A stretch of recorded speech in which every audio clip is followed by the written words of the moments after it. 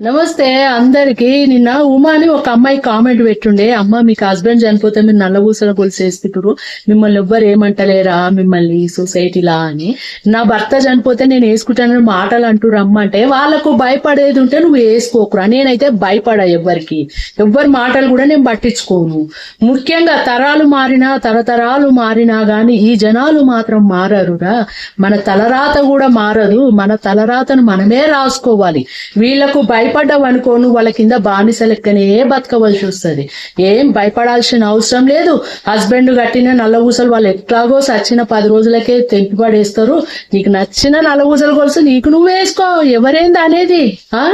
చిన్న పిల్లల ఏజ్ లో భర్తలు చనిపోతూ ఉంటే వాళ్ళ కోరికలు ఉంటాయి కదా, వాళ్ళకు మంచి చీర కట్టుకోవాలి, మంచి నగ పెట్టుకోవాలని.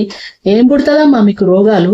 మాటలు అనడానికి ఎట్లా అనబుద్ధి అవుతుందమ్మా చిన్న పిల్లల్ని పట్టుకొని? వాళ్ళకుండయా కోరికలు? ఎట్లాగో హస్బెండ్ అట్లా అన్యాయం చేసిపోయాడు. కనీసం గీ కామన్ గీ చీరలు కట్టుకోవడం, గీ నగలు పెట్టుకోవడం, జర మంచిగా తయారవడము. ఇక మొగడు ఉన్నోళ్ళు ఏ తప్పు చేయనట్టుగా, ఇక భర్తలు చచ్చిపోయిన వాళ్ళే ఇక మంచిగా తయారైతే వీళ్ళు ఏదో తప్పులు చేస్తున్నట్టుగా. ముఖ్యంగా చెప్పాలంటే భర్తలు చచ్చిపోయిన వాళ్ళే ఇక స్టిల్కుంటారు భయపడి. నిజం ఇది.